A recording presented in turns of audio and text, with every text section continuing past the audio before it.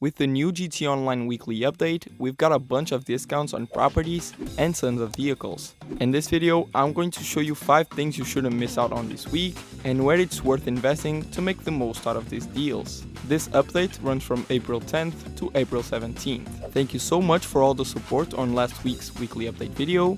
If you enjoyed this one, make sure to leave a like and consider subscribing to the channel so you don't miss more content like this every week. Let's dive in. Once again, we're kicking off with this week's property discount, and this time, it's all about high-end apartments, which are currently 30% off. These are the ones you need to start the OG heists: Fleece a Job, Prison Break, Humane Slab Raid, Series A, and Pacific Standard Job. All of these heists are paying double money NRP this week, so it might really be worth jumping into them, especially if you've got some friends to play with. All high-end apartments work the same when it comes to running heists, so you can easily go for the cheapest one or just pick whichever you think looks the coolest. The difference is purely cosmetic. As for the heists themselves, they're still some of the most fun in the game, mostly because of the nostalgia factor.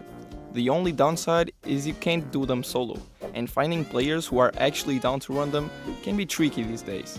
That said, with the bonuses and the 30% discount this week, it's the perfect time to try the Criminal Mastermind Challenge. You'll make even more money, and if you're into a bit of a challenge, it's a great one to go for. Honestly, the hardest part isn't even completing it. It's finding people who'll stick with you from start to finish. So gear up with your heavy utility vest, stock up on snacks, and get ready. If you don't have a crew, try checking the comments on this video. You might just find some solid players in there, who knows. And of course, alongside the original heists, we couldn't forget the iconic Armored Kuruma, originally introduced back in 2015 with these same heists, officially over 10 years ago now. This week the Armored Kuruma is 30% off, and honestly, even at full price, it's more than worth it. With the discount, it's a no-brainer. This thing is basically bulletproof from every angle, and you can shoot out from inside, which in my opinion makes it the best vehicle for contact-heavy missions, hands down. For that price, you really can't go wrong. Some of you will probably say the Duco Death is better, especially since it's free, but let's be real. The window protection on the Kuruma is in a whole different league. The Duke can take a couple explosions, which makes it better for public lobbies, sure, but when it comes to missions, the Kuruma is my go-to every time. Customization wise, it's got a decent amount of options, nothing crazy but clean and slick as expected. Performance wise, I know some people love to say it's slow or whatever, but honestly, for the price, it's solid, especially when you consider the ridiculous inflation in GT Online these days. It's actually kind of a steal. Now over Warstock, we've got 5 discounts this week, though honestly, most of them aren't great. However, there are 2 that really stand out, starting with the Insurgent Pickup Custom. This week, you can grab it for $1,256,850 without the trade price, or just $945,000 with the trade price, which is insanely cheap for a weaponized vehicle this good. It is originally a Pegasus vehicle, but you can convert it into a personal vehicle through the Mobile Operations Center workshop or the Avenger for just $200,000. That means you can technically keep calling them through Pegasus and keep converting them for $200,000 each, making it super easy and cheap to fill up a garage with this if for some reason you wanted to. Armor wise, this thing is a beast. It can take 27 homing missiles before blowing up. The windows aren't amazing, only holding about 15 rifle shots, but still better than most. You can upgrade it with armor plating up to medium level, which improves protection for the turret gunner and slightly change the window covers. If you've unlocked heavy armor plating through bunker research, you'll get the max protection, which is crucial if someone's manning the gun on top. But fair warning, that heavy armor doesn't affect the window strength at all, and also it blocks you from using weapons and throwables from inside the vehicle, so if you don't have anyone to sit up top, I'd recommend skipping the armor plating entirely. As for the weapons, you've got 2 choices, the default machine gun and the minigun. The machine gun fires slower but hits harder, while the minigun fires faster but deals less damage per shot.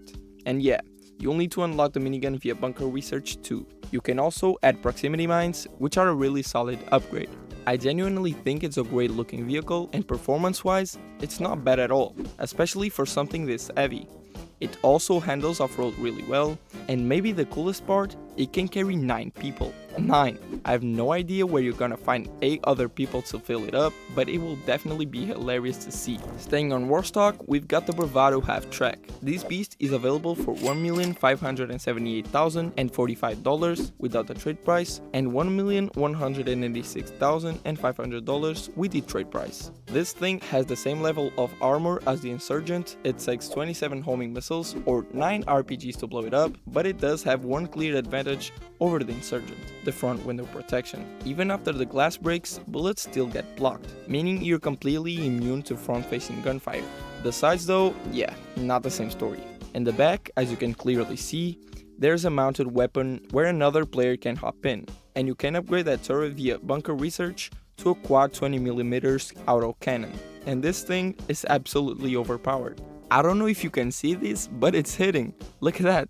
That's just crazy. Just like the Insurgent, you can also equip proximity mines. And besides that, there are many other upgrades besides standard performance mods and a few liveries.